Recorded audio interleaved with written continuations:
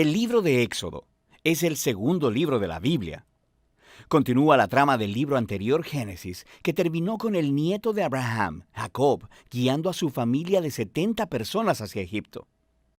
El 11º hijo de Jacob, José, había sido ascendido a ser el segundo al mando en Egipto. Él había salvado a toda su familia de una hambruna. Faraón, el rey de Egipto, le ofreció a su familia que vinieran a vivir allá como un refugio seguro. Tiempo después, Jacob muere en Egipto y también José y todos sus hermanos. Pasan alrededor de 400 años y la historia del Éxodo comienza.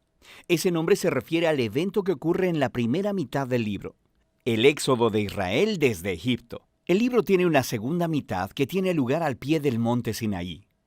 En este video solo enfocaremos la primera mitad, donde siglos han pasado. Israel fue fecundo, se multiplicó y llenó la tierra. Esta frase es un eco intencional de la bendición que Dios le dio a toda la humanidad en el jardín del Edén. Nos recuerda de la gran historia bíblica hasta ahora. La humanidad perdió la bendición de Dios por su pecado y rebelión.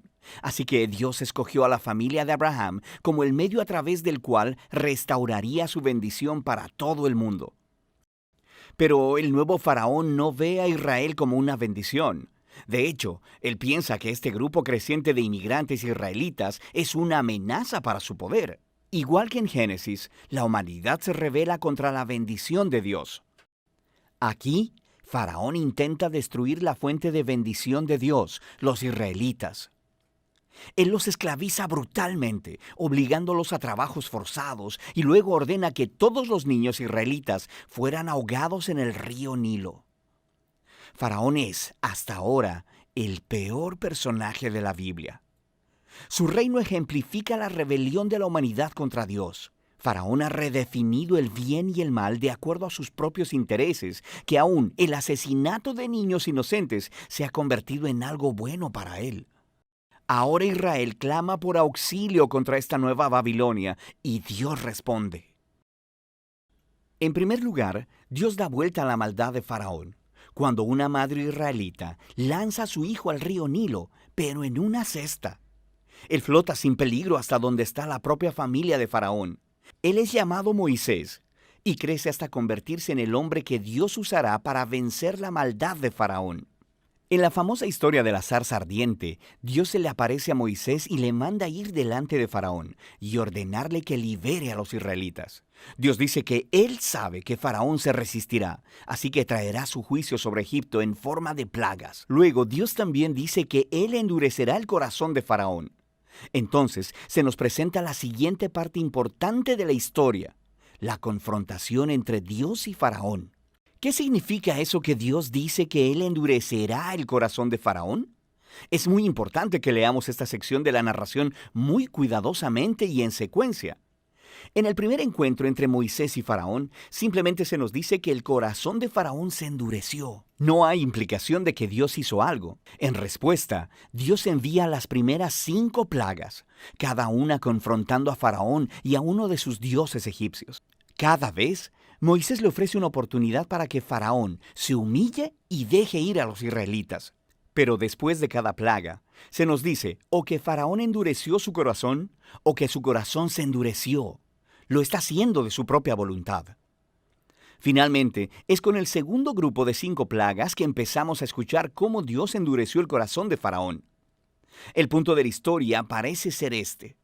Aunque Dios sabía que Faraón resistiría su voluntad, de todos modos Dios le ofreció todas estas oportunidades de hacer lo correcto. Eventualmente, la maldad de Faraón llega a un punto sin retorno. Quiero decir, hasta sus propios consejeros creen que él ha perdido la razón. Es en este punto que Dios toma las riendas y dobla la maldad de Faraón hacia sus propios propósitos redentivos. Dios atrae a Faraón hacia su propia destrucción, mientras salva a su pueblo. ¿Qué es lo que sucede después?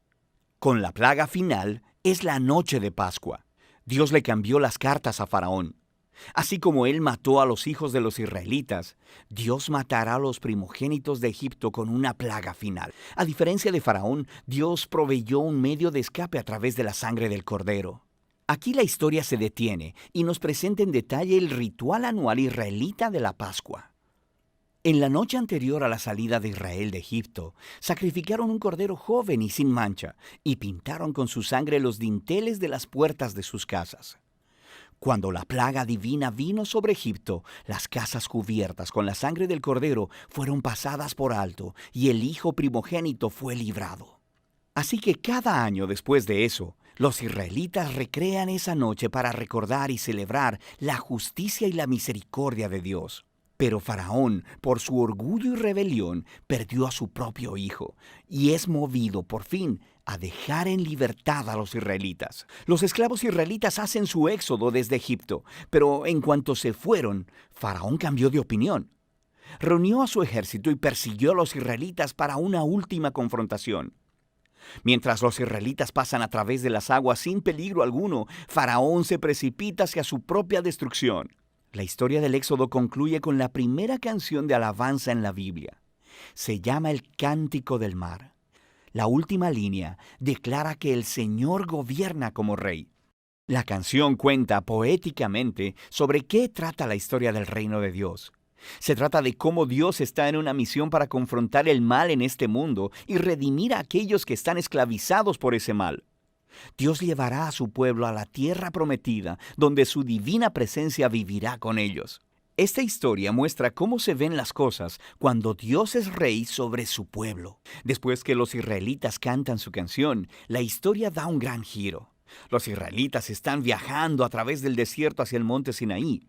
Tienen hambre, están sedientos y empiezan a criticar a Moisés y a Dios hasta por haberlos rescatado. Ellos dicen que extrañan los buenos tiempos en Egipto. Es una locura. Dios, en su misericordia, provee a Israel alimento y agua en el desierto. Pero estas historias oscurecen el panorama. Nos comenzamos a preguntar, ¿podría ser que el corazón de Israel sea tan duro como el de Faraón? Ya lo veremos. Por ahora, esa es la primera mitad del libro de Éxodo.